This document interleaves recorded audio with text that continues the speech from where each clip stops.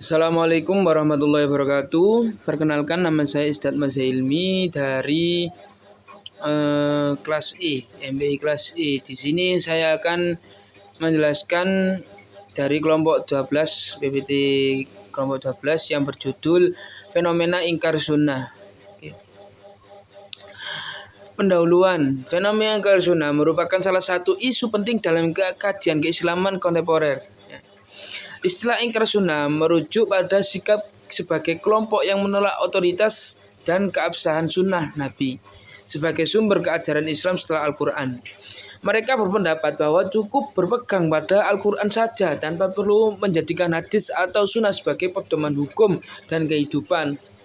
Pandangan ini muncul akibat keterbatasan pemahaman terdapat fungsi sunnah serta pengaruh pemikiran modern yang menekankan rasionalitas dan kebebasan berpikir secara ekstrim. Oke, selanjutnya yakni pengertian ingkar. Mengutip buku Pemahaman Ilmu Hadis oleh Asep Herdi bahwa ingkar sunnah secara bahasa terdiri dari dua kata, yakni ingkar dan sunnah. Kata ingkar berasal dari kata angkara yungkiru yang artinya menolak atau mengingkari. Sedangkan sunnah memiliki arti jalan yang dijalani, terpuji atau tidak. Bahwasanya ingkar sunnah adalah sebagai suatu nama atau aliran suatu paham keagamaan dalam masyarakat Islam yang menolak atau mengingkari sunnah untuk dijadikan sumber dan dasar syariat Islam. Kelompok yang ingkar sunnah ini disebut juga ingkarus sunnah, yaitu mereka menamai dirinya sebagai golongan Quran abis. Karena hanya Al-Quran saja yang mereka yakini, karena dengan alasan bahwa tugas Rasul hanya menyampaikan, bukan memberi perincian. Itu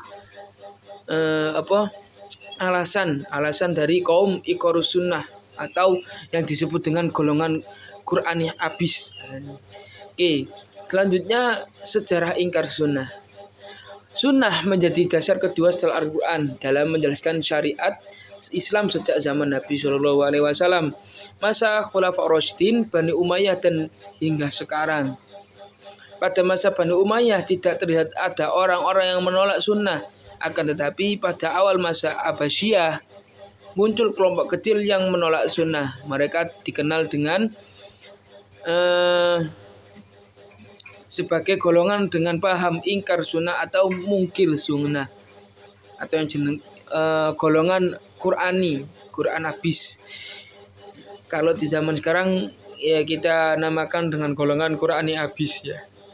Setelah masa Imam Syafi'i, kelompok ingkar sunnah telah menyebar ke beberapa tempat walaupun mereka tidak menampakkan dirinya secara jelas. Keberadaan mereka terdapat di Mesir, Malaysia, Indonesia, dan sebagainya. Kemudian kelompok ingkar sunnah, golongan Qurani. Ingkar sunnah mutlak. Jadi ini yang pertama dengan kelompok ingkar sunnah mutlak. Kelompok yang menolak sunnah sebagai sumber hukum baik sunnah praktis maupun mutawatiroh. Pengingkaran sunnah ini tidak mengimani Nabi Muhammad SAW dan dilatar belakang oleh kemurtadan. Naudzubillah. Ingkar sunnah kulli. Mereka yang menolak kehujan sistem periwayatan sunnah yang terjadi setelah masa Rasulullah secara mutawatir dan ahad. Orang yang ingkar sunnah kulli menolak pengalaman seluruh sunnah yang diriwayatkan oleh Nabi. Oke. Selanjutnya ingkar sunnah syibah kulli, yang menyerupai kulli, yaitu mereka yang menerima hadis mutawatir saja dan menolak seluruh sunnah ahad. Namun mereka menyebut bahwa hadis mutawatir tidak mungkin terjadi karena sulitnya persyaratan yang ditentukan oleh para ulama. Jadi ingkar sunnah syibah kulli itu menolak adanya hadis mutawatir karena sulitnya persyaratan. Oke. Kemudian ingkar sunnah juz'i, yaitu sebagian ya, mengingkari sunnah yang sebagian.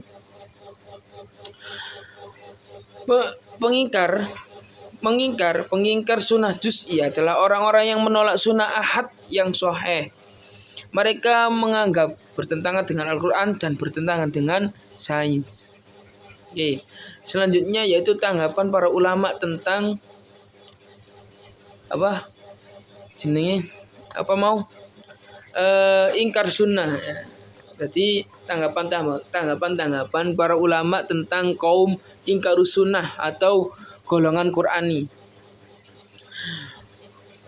Tanggapan dari Rashad Khalifah, ya. Dia adalah seorang tokoh ingkar sunnah yang berasal dari Mesir. Kemudian menetap di Amerika. Dia hanya mengakui Al-Quran sebagai satu-satunya sumber ajaran Islam yang berakibat pada penolakan terhadap hadis Nabi. Oh, ini nama-nama yang itu tokoh-tokoh kaum Qur'ani atau ingkarus sunnah. Ini tokoh-tokohnya. Yang pertama tadi Rashad Khalifah dan yang kedua Taufik Siddiq. Ya, tokoh ini berasal dari Mesir. Dia menolak hadis Nabi Sallallahu Alaihi Wasallam dan menyatakan bahwa Al-Quranlah adalah salah satu sumber ajaran Islam. Dia juga menyatakan bahwa tidak ada satupun hadis Nabi yang dicatat pada masa beliau masih hidup dan baru dicatat jauh hari setelah wafat Nabi. Dan tokoh yang ketiga yaitu Ghulam Ahmad Parvez, yaitu tokoh ini berasal dari India dan juga pengikut setia Taufik Siddiq. Oh, berarti muridnya Taufik Siddiq, ya.